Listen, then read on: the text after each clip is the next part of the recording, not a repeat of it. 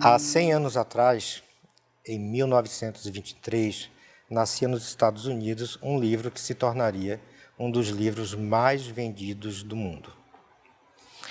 Quem não lembra de frases como "vossos filhos não são vossos filhos"?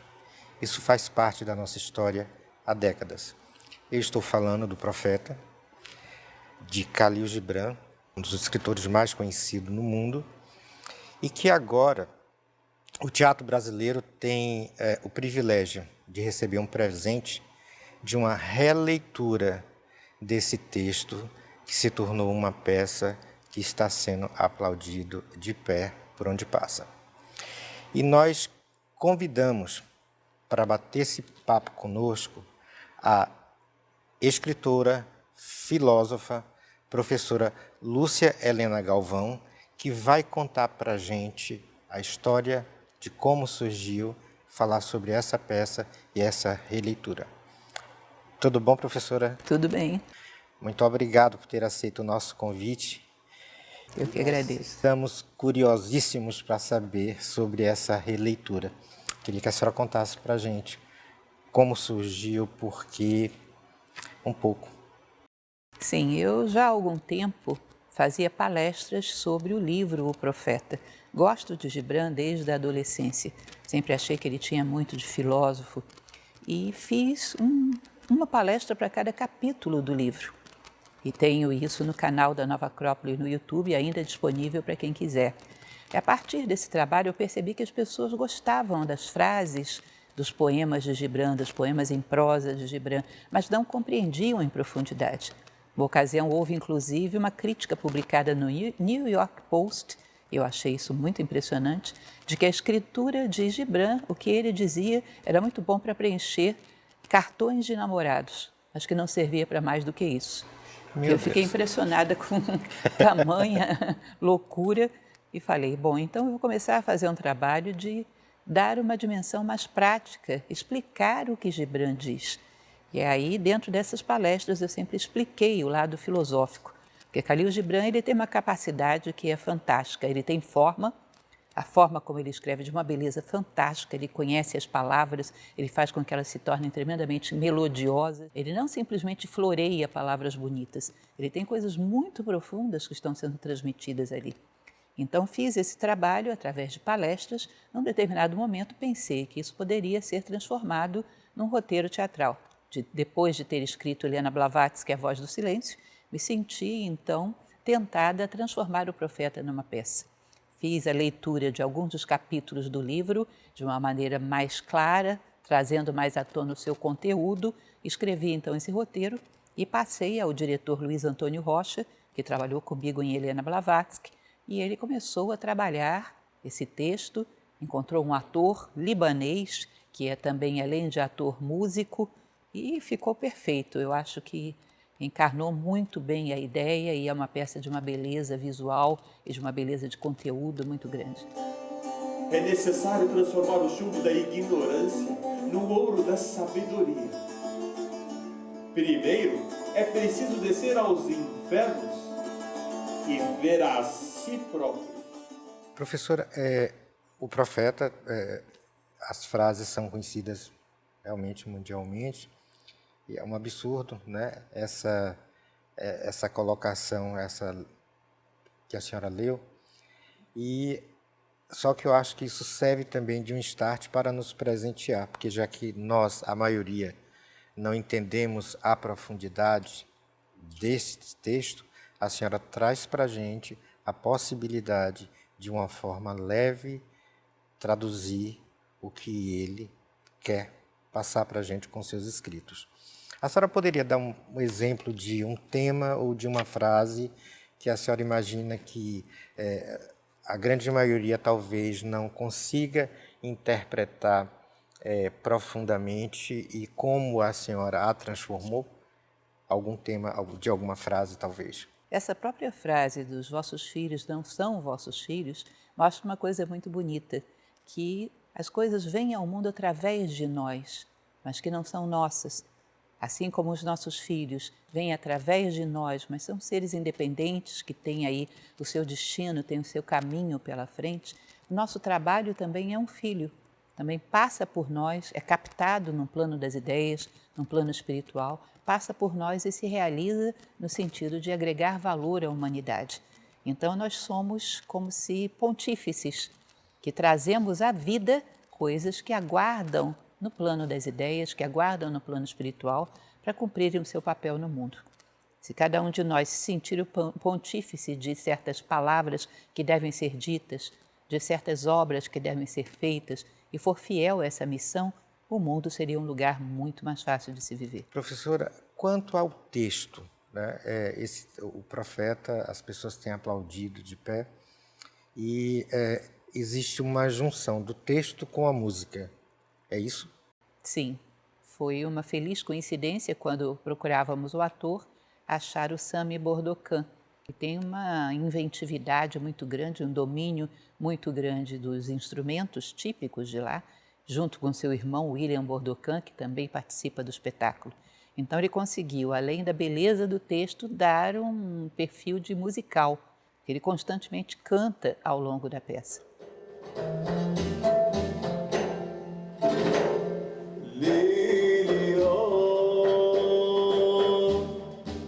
Qual a mensagem principal da peça? O que as pessoas podem esperar indo, principalmente quem não conhece profundamente os textos do profeta, o que as pessoas podem esperar? Qual o alimento nós iremos levar para casa assistindo o profeta? O mesmo alimento que eu acredito que se levaria ao ler o livro com profundidade. Gibran trata das questões fundamentais da existência humana, o trabalho, o amor, os filhos, a justiça, e ele trata com muita profundidade. O que a peça se propõe é contar o que ele diz de uma maneira mais simplificada, de tal maneira que as pessoas saiam daqui entendendo melhor o que é o amor, o que é o trabalho, o que é o casamento, o que são os filhos e como nós podemos nos posicionar diante dessas realidades humanas. Ou seja, vai ser um pontapé inicial, um incentivo para uma reflexão profunda sobre temas cruciais da existência humana. Que maravilha. Professora, as pessoas falam muito, inclusive eu tenho ouvido muito essa palavra, que a senhora decodifica, a senhora facilita, né, o entendimento, não só da filosofia, como foi a mensagem que está o maior sucesso, Helena Blavatsky, A Voz do Silêncio, e o profeta também, eu entendo que vai por esse meio caminho. Então é como a senhora decodificasse, a senhora facilitasse o nosso entendimento desses livros, dessas obras. É isso. A ideia é fazer com que as coisas tenham um sopro de vida, não é? Fazer com que os grandes ensinamentos, a sabedoria que a humanidade reuniu, possa se tornar algo útil para o nosso dia a dia, que possa ter vida através de nós. Dar um sopro de vida nos ensinamentos do passado, dos nossos antepassados, como dizia Carl Jung, é uma forma de honrá-los, de trazê-los para dentro da nossa vida. Então, o meu trabalho é o trabalho de Nova Acrópole, a instituição a qual eu pertenço. É dar vida a esses ensinamentos antigos, para que eles possam estar hoje, nesse tempo contemporâneo, dentro da nossa vida, sendo vividos, entendidos, praticados. Professora, como é para a senhora estar dentro desse universo do teatro, dos bastidores, acredito que a senhora, claro, está lidando com o diretor, talvez com o artista, enfim, como é para a senhora esse bastidor do teatro? Me surpreendeu um pouco, eu que não conhecia esse mundo, para mim foi totalmente novo, quando eu tive contato com Luiz Antônio Rocha, com Beth Zalkman, com Sami Bordocan, porque eu não sabia que o teatro tinha essa tônica de idealismo que eles têm. Se nós fôssemos investir em alguma coisa que dá muito dinheiro, não faríamos teatro. Ele não é uma linha de trabalho que dê muito dinheiro. Ele é uma linha de trabalho que exige muito esforço, uma entrega tremenda para que a mensagem seja bem transmitida e a alegria enorme de perceber nos olhos das pessoas a gratidão por terem recebido a mensagem. Então eu não imaginava que houvesse idealismo, que houvesse tanta entrega, que fosse tão bonito esse bastidor. O que eu encontrei aí foram 3 idealistas, dando o seu melhor num palco. E isso me tocou muito, me comoveu e me tocou muito. É impressionante a dedicação desses 3 e que trazem com eles um lado do bastidor que talvez a senhora não, a senhora não estava acostumada com isso, mas eles trazem técnicos, iluminadores, toda uma indústria que existe por trás para que o espetáculo aconteça. E nosso objetivo, inclusive, no canal também é levar para as pessoas essas informações de como as coisas acontecem. Então, e como nós percebemos, a primeira coisa é o texto. Então, a partir do texto, o diretor e toda a equipe que é convocada para realizar uma obra, nada melhor que pessoas que sejam apaixonadas. No caso dos textos que a senhora tem feito, são textos que levam mensagens incríveis para todos nós. E esses 3, Beth Zalcman, Luiz Antônio e Samir, são realmente apóstolos da boa cultura. Sim. Então a senhora se sente hoje à vontade com esse universo? Sim, porque para mim idealismo é um universo que me agrada muito. Eu me considero também uma idealista. E uma idealista de missão de trazer mensagens que elevem a consciência humana. Portanto, eu tive muita afinidade com esse trabalho do teatro. Falando-se na peça, Luiz Antônio, eu conversando com ele me falou, eu não entendi bem, eu disse, eu vou perguntar à professora, ou depois a você com mais tempo.